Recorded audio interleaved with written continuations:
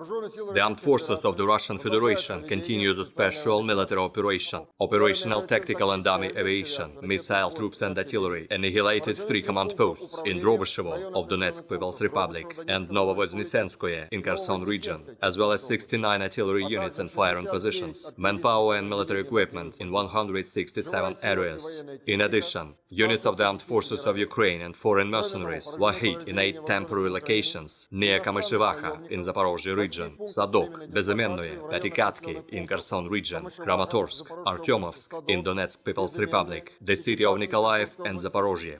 2 depots storing ammunition as well as rocket and artillery armament of the Ukrainian armed forces were destroyed in the towns of Ukrainka of Kherson region and the city of Zaporozhye. A gasoline storage facility for Ukrainian military equipment was destroyed near the town of Novogrigorovka in Nikolaev region.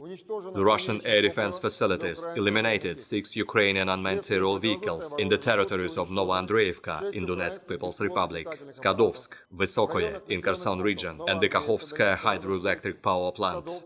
Moreover, 33 HIMARS multiple launch rocket system projectiles and 2 HARM anti-radar missiles were shot down above the Kherson region settlements of Otrada Kamenka, Korsunka, Antonovka and Novaya Kakhovka, as well as Kremenная in Lugansk People's Republic.